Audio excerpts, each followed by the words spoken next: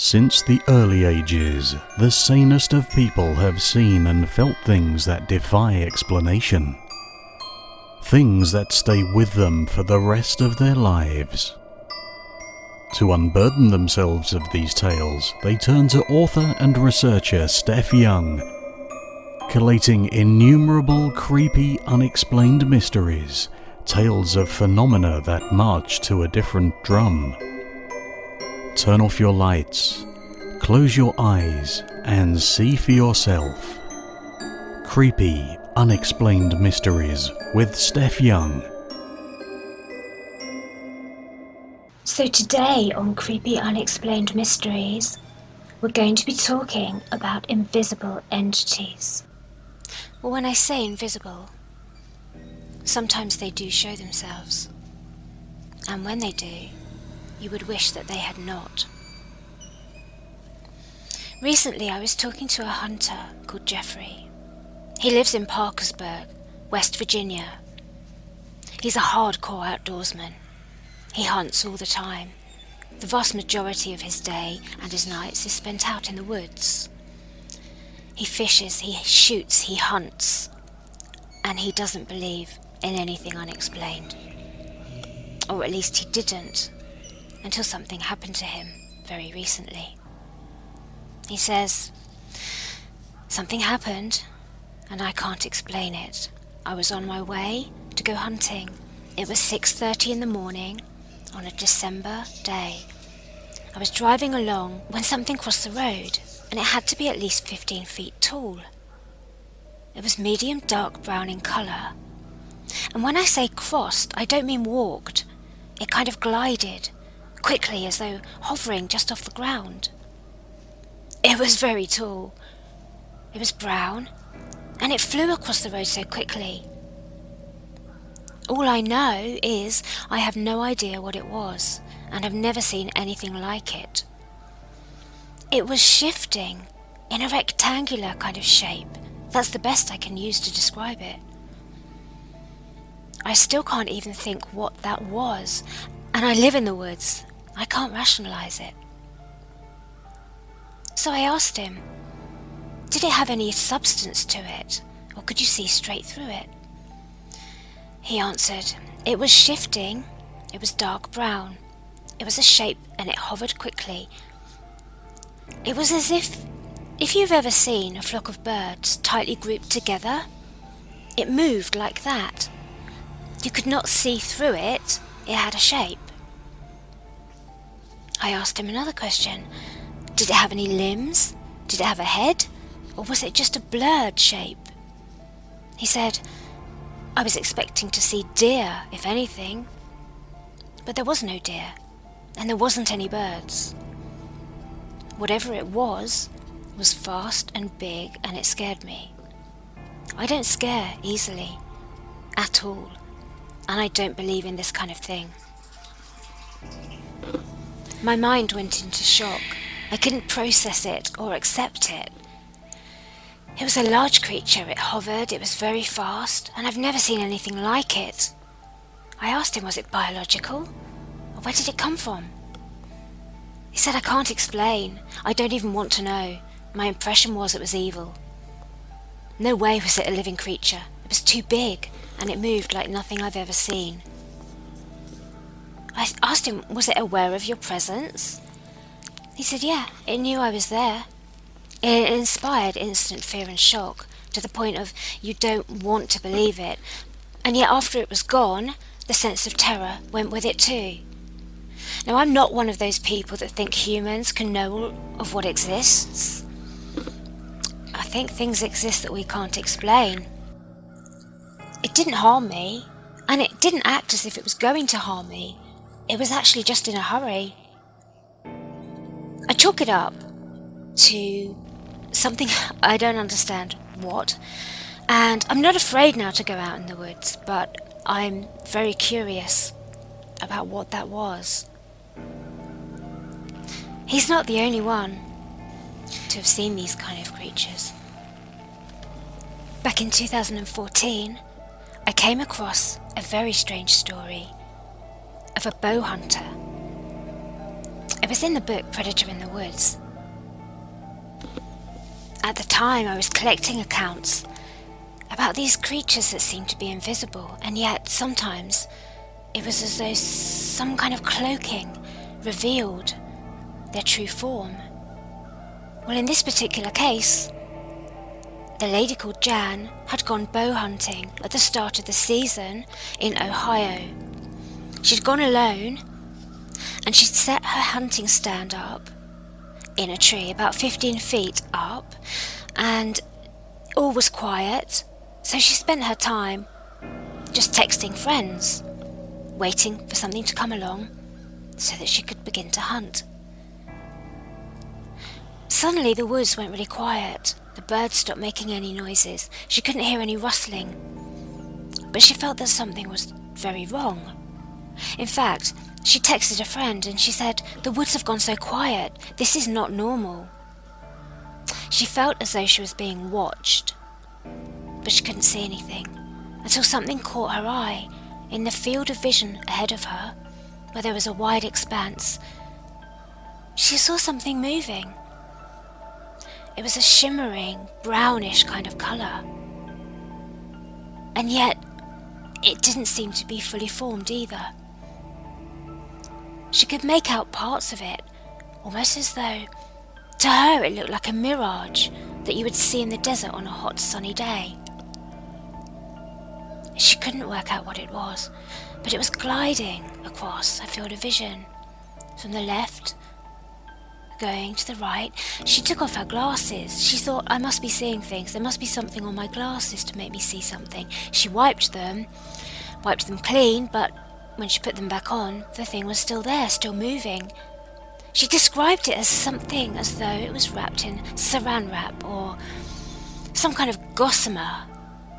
So it was insubstantial, but it wasn't solid. But whatever it was seemed to be alive, and it was moving. She took photographs of this thing, whatever it was. And I think that not long after that experience, she decided to go home, to get out of the woods. The strange thing was, when she later spoke to her cousin and her cousin's son about the experience, the son mentioned that he'd been not that far away at his school where they were having football practice out on the pitches, and it was getting dark when they were playing. He said that he saw strange lights in the sky. It wasn't an airplane, it wasn't a helicopter, because the lights were moving and they were different colours, but it was hovering as well. So he knew it wasn't an ordinary craft. The thing was, several of them had seen it, so it wasn't just him. But he also had that really unnerving sensation that something was watching him, something that he couldn't see. Well, Jan sent the picture to Dr. Bruce Maccabee, who's an expert on optics and sounds and lasers at the Naval Surface War Center. Many have seen this photo now on the internet, and most people say that the thing she caught on camera is actually strands of her hair. Well, that certainly could be the case indeed. So perhaps that's the answer. Perhaps it was paranoia. Perhaps it was loneliness, being alone in the woods, and just fear got the better of her. But then what did the other hunter see? The one that I spoke about before this encounter? And what about the other ones I'm going to explain now? Another man had a really strange encounter. This was about 3 years ago. And when he was telling it, he said, I don't do drugs, I don't drink. I'm college educated, I hold down a good job, and I certainly don't have any mental problems. He described that he was walking his dog by some woods, and the woods was lined by a small road. He said that something caught his eye, which later he would describe as predator-like. He was walking in the shade, the sun wasn't out, and there were no broken streaks of light. The sky was clear. So there wasn't sun and there wasn't shadow. It wasn't that causing the effect, But about a foot off the ground, he saw something moving, as though it was holographic in nature. He said it was running into the woods. At first he thought it was like some sort of enormous snake, but he realised that there was no solid form to it, and it was as though it was superimposed over the leaves and the plants. The plants were moving where it went. There was no sound of any wildlife. Everything had gone silent. He doesn't know to this day what it was he saw. But he says, one of the strangest things are, there's a lot of roadkill along this road. Always. Dead animals. What did I see? Was it an illusion? Was some kind of view into another dimension? What was that thing? There's another man who lives in Colorado who says that he's had a similar incident. It happened a couple of years ago to him, and it happened in his backyard. He said, I've had a similar experience, only this one settled in a cottonwood tree next to my house. There was nothing there to be seen, but it was active. All day it broke branches, snapping them from the tree and throwing or dropping them down, regular. A friend came over and I told him, and we sat outside looking. There were no animal sounds. It was deathly silent. No even insects, no wind. Every couple of minutes, branches snapped, forming a pile on the ground. Bolstered by my friend being there, I decided to walk the 60 feet to the tree, but as I approached, I stayed about 30 feet from it. I could see nothing up there. Then a branch, about 15 feet long, got thrown in my direction. I backed off quick and said a prayer, and it stopped immediately. About a year later, I learnt by chance about a man and his wife who were walking by a creek when they became aware of something moving through the treetops, breaking off branches as it went along. They said they saw a shimmering, sort of predator thing, which I didn't. Another very weird thing is that we have people occasionally go missing here, in the mountains and the woods. One man went missing several years ago. They found his skeleton with his backpack. The skeleton was intact, but the skull was missing. A lady called Susie also contacted me a couple of years ago when I was writing this book, Predators. And she had a really strange experience. She says, I'm writing to you to ask you to take a look at my own personal report. It scares me to this day, and I feel it's important to get the word out about this. I do not know if these entities are still there, but I hope people can be alerted to the fact that these things are out there. She says it began when she went to stay with her sister in a subdivision of New Hampshire. She says, I wish someone would go check it out because these things are totally invisible and who knows where they are or where they went. Anything that was that intelligent and in treetops needs to be investigated, in my opinion. I try not to think about it too much because it could freak me out. I hope this report helps people stay safe. Something is out there for real and we can't see it with our eyes at all.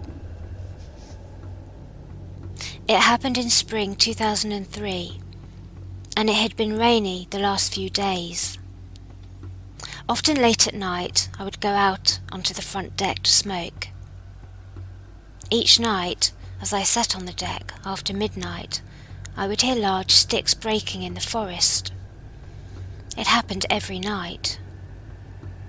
Being a seasoned camper and having been brought out by scout leaders as parents, I didn't think anything of it at first, but I did notice that I never heard any rustling of leaves.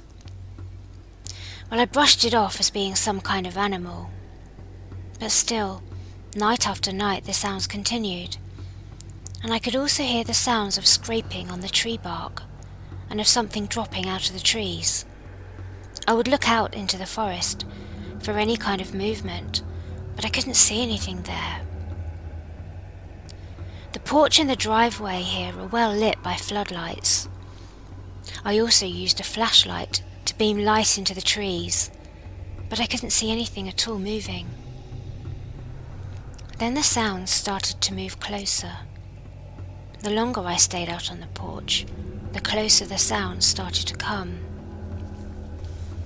In the daylight, I checked the trees for any marks and looked for any animal tracks. I sent my nephew out into the woods to jump on sticks to measure the sound I was hearing at night.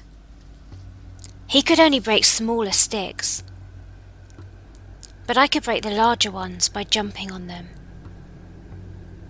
To me, this implied that whatever was doing it was larger than any 11-year-old boy. Yet I didn't know of any animals that large whose habitat was in this area. Not only that, but at night they were coming closer to the house. By getting my nephew to move around in the woods, I was able to estimate that the distance the sounds were coming from had to be no more than 20 or so feet away. But stranger than this, I knew there were more than just one of them, because at night the sounds would come from the front of the house and from behind at the same time. They were coming from two directions simultaneously. Yet they were not visible to human sight, and they weren't showing up on any photographs I'd taken. But even inside the house now, I began to feel like I was being watched. On the laptop at night, I would be sitting by the curtainless window, and I felt as though I was being observed. The dogs were picking up on something too, because from their basement crates they would start howling. Then one night, when I was outside on the porch again, I heard them coming. Again the floodlights were lit up, and I could see the panorama of trees clearly. But I could see nothing there, and there was no rustling, just sticks breaking, but they were coming closer. About 8 feet from me, some plants stood on the lower deck in pots, and I watched as the plants moved to one side and then sprung back into place, as though something had brushed past them, except nothing was there that I could see, and there were no sounds or footsteps or sounds of stepping on the grit.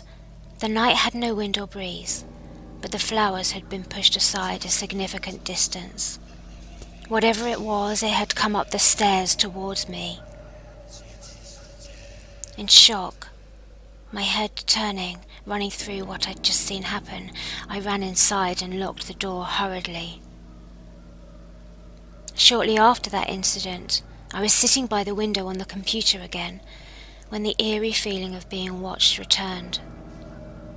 As I looked at the living room wall, I thought I could see shadows above it on the ceiling, as though someone had just walked past, but everyone was in bed.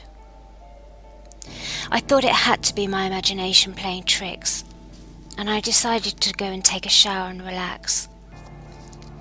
The bathroom was situated across from the basement, which was closed. When I finished my shower and came out of the bathroom, the basement door was open. As I went upstairs, I saw my nephew's bedroom light on, but he was fast asleep. The experiences with Susie continued, and she never quite got used to being in the house after that. She took less time when she went out for smoke breaks on the deck. And although this was many years ago now, she's never forgotten the experience, and it has changed her. She believes that whatever it was out there, whatever these things were, they had somehow got into the house too. How did they get in? She's not sure. Through the walls, the basement door, she speculates. She wants to know what they are and why they're interested in humans. She says, I'm a person who's been through a lot, and I've seen and I've experienced a lot in my life. I don't scare as easily as others, which is why I stood there so long, and why I went back night after night to listen and to see if I could see them.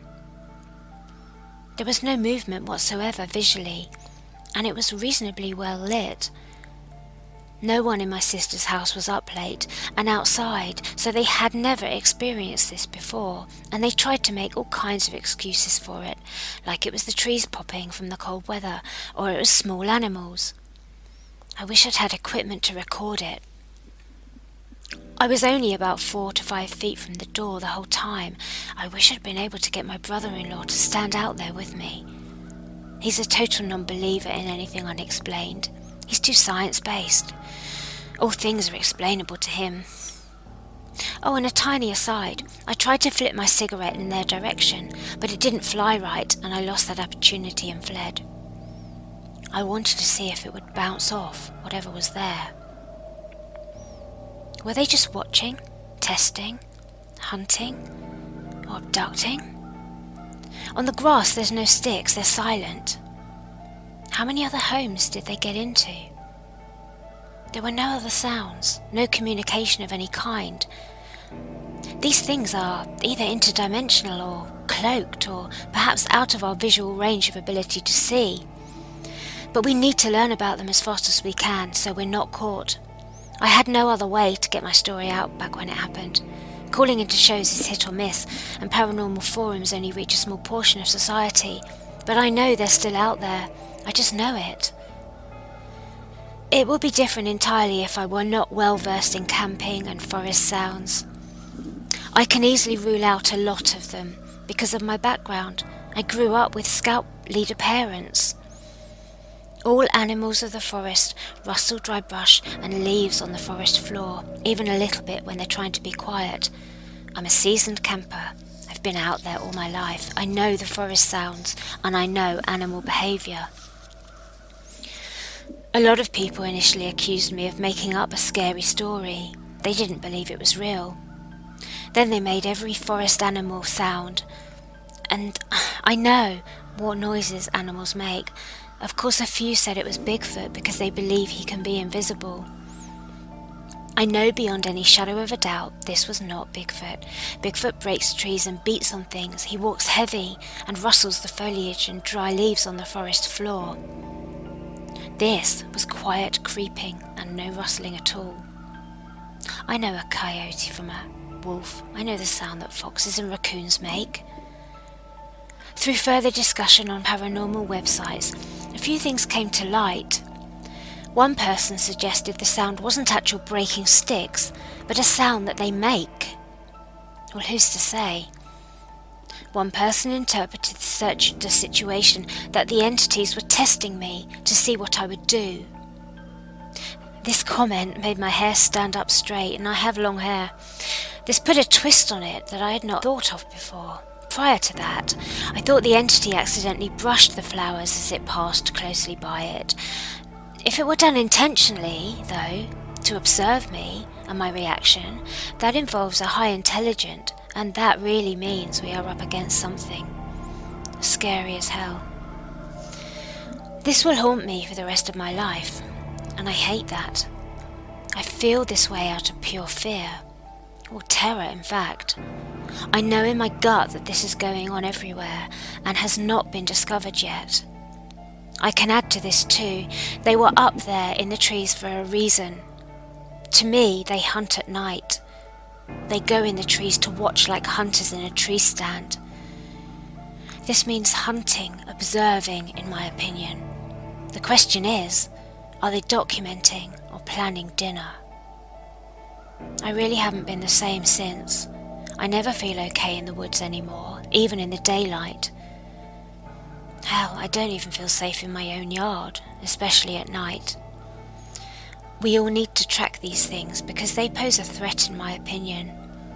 This was nothing normal at all. These things were sneaking up on me, synchronistically. They had obviously communicated to each other in some way, to be so perfectly in sync. And that's what really scared me bad. It showed a high level of intelligence. And the question is, were they sneaking up to observe me or to stalk me?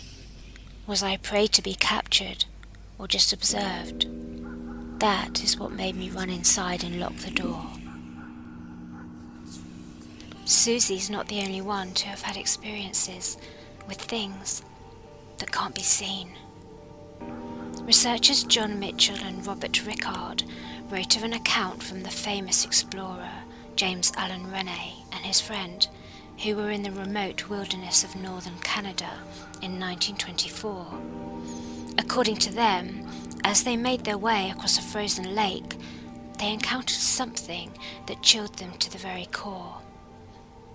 Tracks were appearing in front of them, coming toward them, yet no creature was making them. There was nothing there except the recurring tracks coming closer and closer.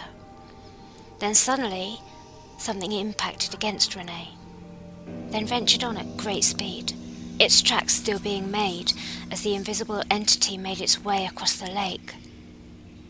The explorer recorded this in his published journal. There was no animal, no sign of any life at all to account for them, he said. Perhaps one of the strangest accounts to ever have been recorded was in the oldest journal, still in publication now, and it's called the Scots Magazine. It was first published in 1739, and it contained the story of a very strange incident that occurred in 1761. 5 women were returning from collecting wood near Ventimiglia in northern Italy, when suddenly one of them cried out and dropped to the ground, dead. Her friends were terrified by what they saw. Her clothes, and even her shoes, were apparently torn into shreds and scattered all around her. Her wounds were horrific. Her skull was visible, her intestines were hanging out, and most of her internal organs had been ruptured. Her femur had been torn from its socket, and the flesh of her hip and thigh torn off.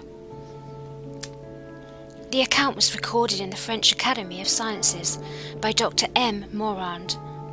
He wrote that there was no blood at the scene, nor any sign of her missing flesh.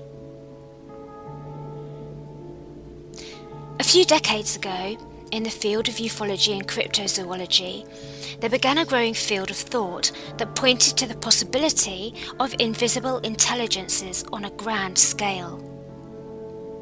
Known as atmospheric beings, or sky beasts, they're a theory of what one would think completely impossible. Skybound entities that roam the skies in silence, visible only by the use of infrared, but always there. They remain one of the most fascinating of mysteries that fall somewhere within the cryptozoology and ufology fields, but with a leaning toward the esoteric too. Their origins are unknown, and their intentions are quite possibly sinister. We don't know what they are, but they are there nonetheless. And these things appear to be alive, organic creatures of some sort. Large, voracious, invisible to the naked eye, these undetectable predators could take people without seeing them coming. Well, this is what Navy veteran Trevor Constable believed, dedicating 20 years to studying them. The idea that these morphic beasts he could capture with the use of infrared cameras that dwelt within the atmosphere of the Earth were monsters that only increased their density while in search of food, and their food source being humans. He blamed the accounts of livestock disappearances, mutilations, and indeed human mutilation cases and disappearances on these soaring predatory entities. In the 1950s, he captured up to 100 images on film while out in the desert in places such as the Yucca Valley and the Mojave Desert. These images showed signs of dark objects. Others were shadowed, dense beings, and they looked like they were alive, living cells. Others took the form of UFOs. All of them were framed by the landscape, which enabled their size to be scaled in comparison to the natural features of the desert, and they were frighteningly big. For the first time, they were being captured by infrared, but for years reports have surfaced of strange creatures inhabiting the skies above us. atmospheric beasts or atmospheric life forms with bodies that are able to adjust their density from the almost immaterial and invisible to a more solid form. Actual life forms with an intelligence, morphing, shape-shifting, and attacking. Trevor Constable wasn't the only one to notice these things in the skies above us. Photographer Michael White, a New Zealander, was also filming the night sky when he noticed an odd-looking cloud, a dark cloud which remained stationary and did not move at all for at least 30 minutes, before then suddenly disappearing. It wasn't until he later developed the images he'd photographed that he saw there was some kind of entity there, a mysterious object that looked like it had been rippling. Though naked, to the eye, it appeared solid in the pictures. There were shadows of light and fibrous-looking shapes. Prior to both of these investigators, the late Ivan Sanderson was a proponent of this theory, of these shape-shifting, morphing, predatory sky beasts. Well, if this sounds too fantastical to believe, perhaps it should be noticed that in 1949, the US Air Force made a revealing official statement.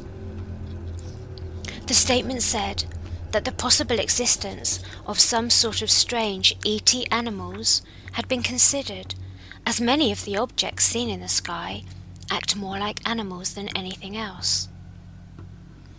In 2013, the Telegraph newspaper had the headlines, "Aliens exist and have been found living high up in the sky."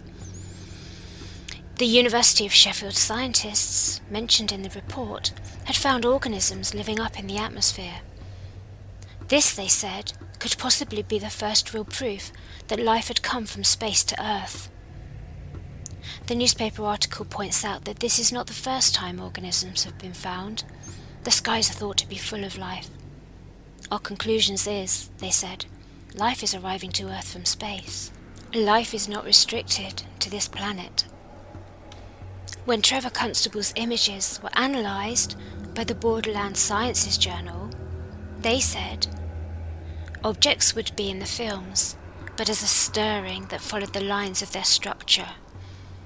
This was a puzzle until we came in contact with George Delaware's work, who was a radionics pioneer who discovered that everything living has an etheric axis. Etheric energy transfer could be captured on the film, just like photographs that capture the auric energy field of humans. Constable believed he'd captured the churning turbulence of auric energy as the objects changed form and shape. He says Pathé film technicians who handled millions of feet of film footage for Hollywood, well, they said they'd never seen anything like this before. His conclusion was, we now know that creatures and crafts exist in a range of forms beyond human sight, that this life is invisible to human sight. Some forms have not fully materialized, and it indicates that they have perhaps emerged from an even more remote range, fifth state of density. Well, more recently, I came across the work of Nick Hayes, who lives in the Oxford countryside, and he decided to adopt a different approach. He says that for the filming, he captured them using an infrared full spectrum converted Canon digital camera with an ultraviolet pass filter to film in ultraviolet in movie mode. The footage that he's taken, when slowed down to the speed of 1/8, due to the extreme speed at which these things were flying, shows swarms of entities swooping down above the tree line, going down to the ground. He says, what I found is that with non-infrared, they don't register at all on the footage. They do, however, appear to look like solid creatures, and they are all around us, all of the time. The eminent physicist at Stanford University, Dr. William Tiller, has previously stated, we see only a fraction of the electromagnetic spectrum, perhaps we similarly perceive only a small fraction of a greater reality spectrum. Professor Fred Wolf, in his groundbreaking book of 1985, stated, "As fantastic as it sounds, quantum physics posits that there exists within this world another world, side by side." Nobel laureate for physics, Professor Brian Josephson, refers to the discovery of subatomic particles in physics as energy that behaves in a way that is seemingly paranormal, that moves faster than the light and passes effortlessly through matter, like ghosts. Lynn McTaggart, in her findings in the book The Field, The Quest for the Secret Force of the Universe, discovered that significant numbers of scientists were coming together to establish scientific proof of an energy field. That everything in the universe was interconnected by waves spread out through time and space that tied everything to each other. The most basic fundamental laws of physics state that energy cannot be destroyed. It is infinite. It cannot be destroyed, but it can be converted to different forms. Quantum physicists discovered that matter was completely indivisible. The universe could now only be understood as a dynamic web of interconnectedness. Indeed, time and space themselves appeared now to be just arbitrary constructs. There now appeared to be scientific validation for a model of consciousness that was not limited to the body, but was an ethereal presence, an idea which had largely been the domain of mystical and religious and New Age spiritualism. A group of scientists, including 2 astrophysicists, have been conducting experiments and solving complex equations that they believe even furnish irrefutable proof of human survival of bodily death. Michael Roll, who heads the campaign for philosophical freedom, is the spokesman for the group. One of the members, Mr. R.D. Pearson, a former university lecturer whose speciality is thermodynamics and fluid mechanics, has written a book called Intelligence Behind the Universe, in which, put simply, he claims it contains a mathematical proof to explain the cosmic force that drives the phenomenon of continuing life. Pearson et al. See post-mortem survival as just part of a multidimensional subatomic matrix on which all forms of life exist. In this model, physical materializations are but the temporary merging of different frequencies from 2 separate levels of the unifying grid. So with these findings and these statements, validation of the possibility that a very real, invisible realm exists very closely to our own, and it is from here that these entities, or unfamiliar creatures, can emerge, just as we ourselves one day will enter into another state and dimension. Has the likelihood of invisible entities and creatures existing become an ever more real possibility? Cloaked or veiled and hardly visible, yet appearing temporarily through changes of vibration and density? Well, many will say that ancient esoteric knowledge has known this for millennia. The question is, of course, are some of these entities responsible for the disappearance of people? Max Heindel's book, The Rosicrucian Cosmoconception, says the first step in occultism is the study of the invisible worlds, non-existent and incomprehensible because we lack the sight to perceive them. The mysterious force which causes phenomena remains invisible to us, but if with methods our higher senses are awakened, we are able to behold the worlds hidden. The reality of these higher worlds and the objects in them appear as mirages or even less substantial, yet in truth they are much more real and more indestructible than the objects in the physical world. In the realm of strange, invisible, and sudden manifestations, there also appears another phenomenon that at times is completely baffling. In the Highland mountain ranges in Scotland, the wild and magnificent place there, witnesses have claimed that their terrain can hold a dark side that has terrified many, and quite possibly led to the death of others. Bennet is the highest peak in the Cairngorms. Many mountaineers are certain that this region harbours a malign entity called Fair Leith Moor. Translated, this means the big grey man. Legend tells of it stalking anyone who trespasses onto its territory. But is this just a legend? When Professor Norman Colley spoke at the AGM of the Cairngorm Climbing Club in 1925, he reported an unnerving incident that had happened to him. It was back in 1891, he said to them, that after conquering the summit, he was in the process of descending through heavy mist and fog, when suddenly I began to hear noises in the loose rock behind me. Every few steps I took, I would hear a crunch behind me, then another, as if someone was walking behind me. But they were taking very heavy steps, many times the length of my own. I continued on descending, trying to tell myself I was just imagining it, but the loud crunches behind me continued too. Becoming more and more unnerved, and out in the wilderness on his own, with something very big coming fast behind him, it wasn't long before he found himself seized by terror and running blindly down the mountainside, amidst the fog until he reached the forest at the bottom and ran into the covering of the trees.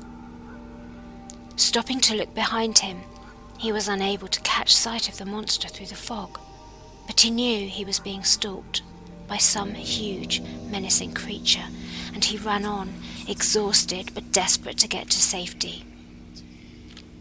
He told this to the climbers at the meeting, and he said that he had vowed he would never return there alone again. So convinced was he that there had been something deeply disturbing tracking him. Though unable to catch any real sight of it, he never forgot the sound of the crunching behind him as the huge creature stalked him.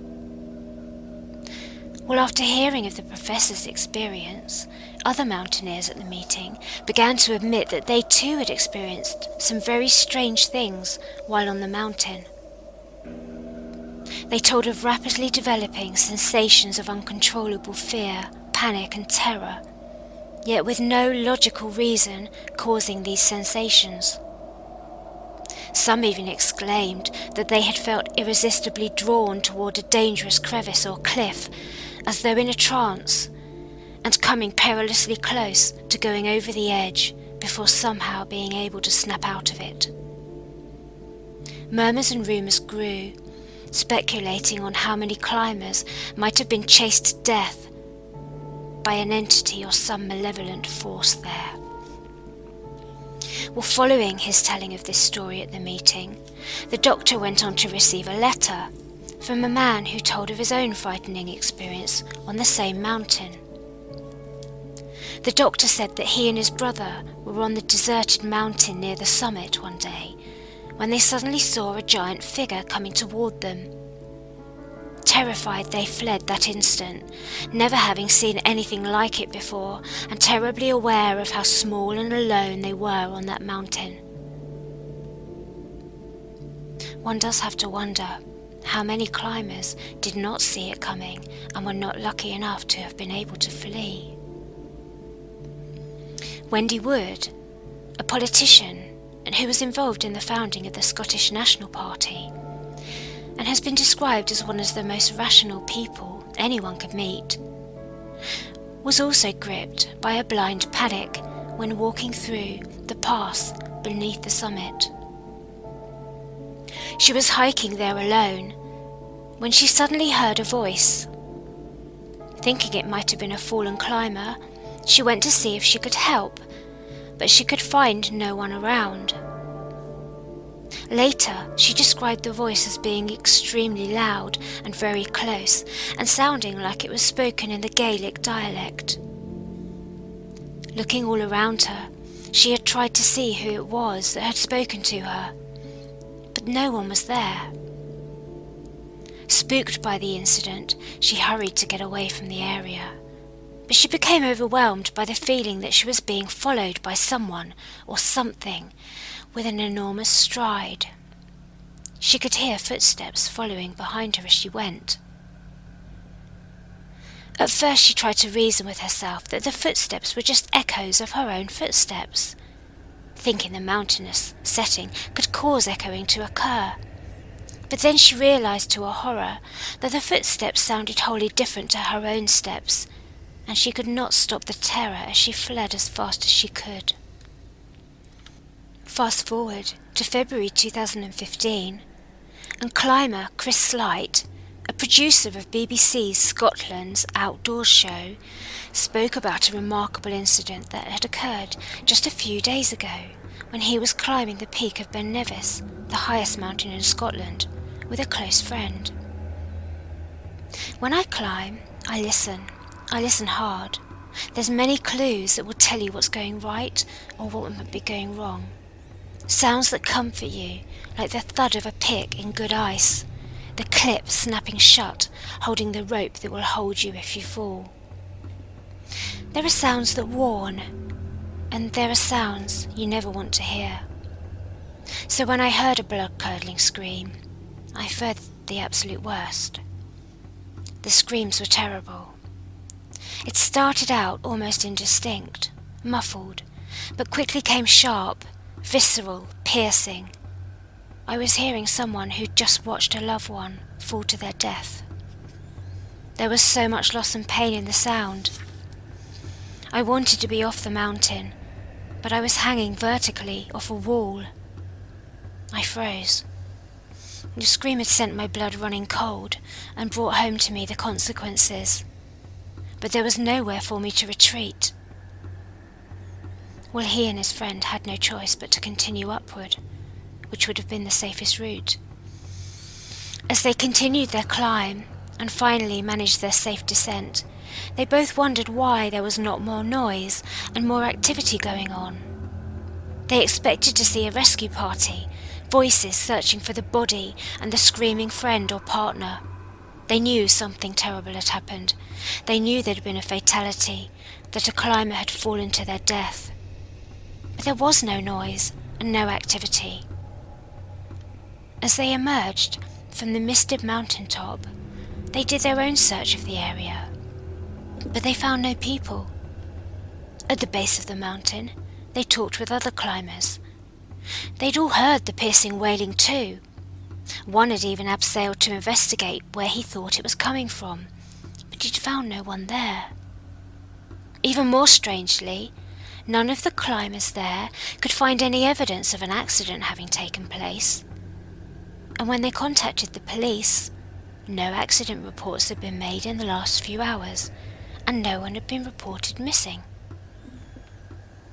He and his friend carried on trying to investigate over the remaining hours, and yet no news came and no evidence showed up. The mountain rescue team came, and they searched, and yet they yielded no sign of anyone either, and eventually they stopped looking. We don't know who it was screaming, and we don't know what happened that day. We probably never will, said Chris. It was the only conclusion he could make. A very human-sounding scream, but wholly unearthly, could send the most prepared but unsuspecting climber falling, losing their grip, or making a terrible fatal mistake from the sudden shock of it, causing them to flounder and fall, or unnerve someone so badly that they stumble, get disoriented and lose their bearings, get lost and wander into treacherous, unforgiving territory. How many times could this have happened out alone in the wilderness? Hiker and blogger S.J. Rem spoke about a youthful encounter which took place one night in the West Mountain Sanatorium in Pennsylvania, on what he says remains the scariest night of his life. Set atop the West Mountain in what was once an old mining community, he had gone there with some friends and they were going to explore. A few friends and I took a trip to the sanatorium. We'd never been there before. We never imagined what would follow. As a friend was dropping us off there for the night, another car was there. As we walked inside past the gate, it seemed to be watching us. In the dark we couldn't see inside it, so we had no idea why they would be watching us. Slightly uneasy, we got off the main path and we ducked behind a wall. The car drove towards the asylum. Now I was unsettled. We wanted to go in the buildings, but the car had gone up there. The car returned and went slowly past us, as if it was looking for us. We decided we should get out of there, so we decided to stay off the road and go back down the hill through the woods. As we slowly made our way down in the darkness, we could clearly hear, behind us, the sound of crunching footsteps. We were now being followed on foot. We continued down through the trees, but got low when they seemed to be coming closer to us. We were all crouched down, as our friend who dropped us off there called. I was pleading with him over the phone in a hushed voice to get back here and pick us up. The crunching came closer. I noticed that there wasn't any laughing or any talking among them. How could they maintain such cold precision, I wondered. And I was starting to believe something really sinister was going on. And then it happened. As we hid there, the most horrifying, inhuman, blood-curdling scream.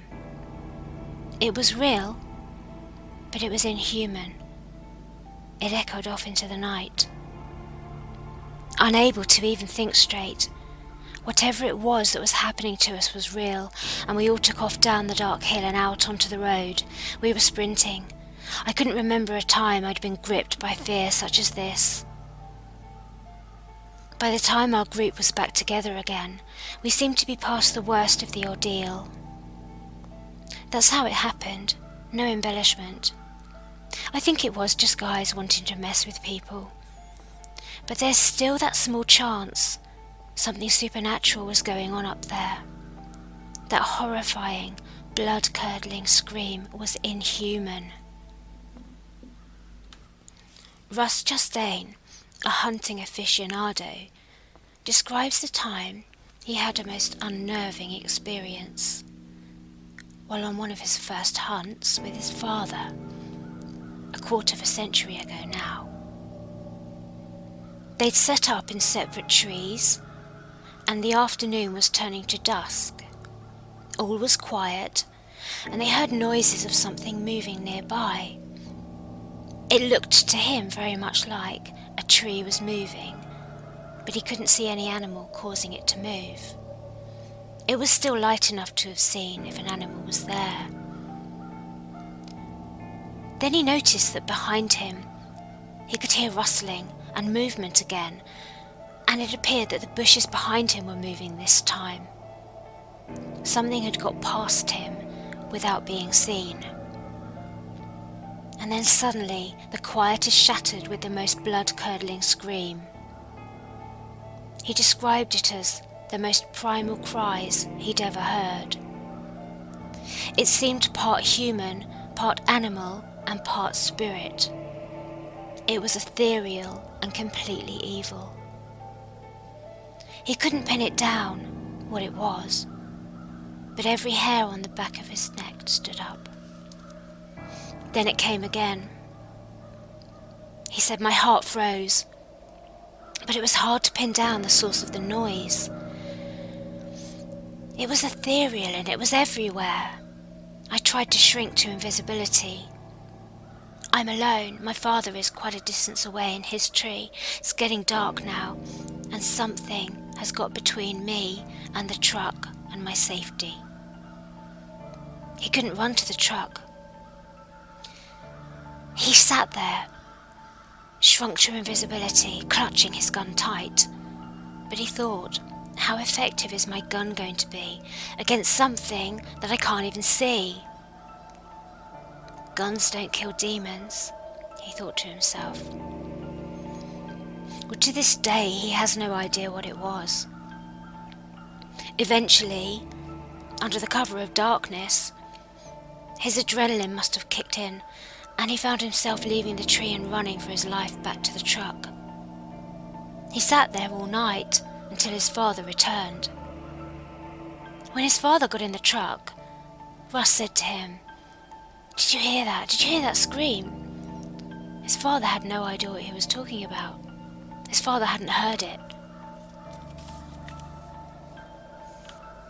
For hiker Samir Yusuf, who was experienced and had gone into the woods many, many times before, she said that her experience started when she picked a strange flower. It was towards the end of her hike, but she said that she felt suddenly, immediately strange. She felt very sad, and she said that she could hear a voice close to her ear. "I felt tempted to follow it," she said. The voice was coming from below the hill. It was inviting me to follow it. Then I was crying hard. I didn't want to hear the voice anymore. I felt as if I was entering a different world. She'd been with a party of hikers at the time, and the leader of the group, Guide Kay Gennison, said that he remembered seeing her suddenly and inexplicably descending the steep hill by the abseiling road, going very fast. He said, "We heard a lady screaming and crying. We ran forward and we saw it was the same lady who had roped down fast. We found her sitting at the base of a tree with both of her hands clutching her ears. Her head was down and she was shaking uncontrollably. We tried to calm her down and we tried to get her to walk with us. She was afraid of something that we couldn't see, but she said it was following us. As we led her out of the woods, her fear changed to hysterical laughter. In our opinion, she had become possessed." Well, she says that her strange experience didn't end there. That night I could still hear the voice screaming in my head. I couldn't sleep. Was she possessed? Are these demonic entities or interdimensional beings? Because they seem to disappear without trace. Do they begin as shadows until they feed and then grow in enormous strength and form to become fully developed monsters in appearance? Do they gain their sustenance from us? Are we their food? Well, I hope you've enjoyed this episode and that you join me again soon for more creepy unexplained mysteries. As you probably know, unfortunately, the very day after my first episode aired, the radio station closed down. So I was in a bit of a quandary. Well, new episodes of Creepy Mysteries will be going up every few weeks on Soraya's Where Did the Road Go? But if you did want access to more episodes between that time, I have set up a Patreon account, and if you do decide that you would like to join it, it will give you access to 2 exclusive episodes each month. So I will be doing 2 extra episodes. There is a link to the Patreon below. And whatever you decide, I just want to say thank you so much for all of your support and encouragement. It means the world to me.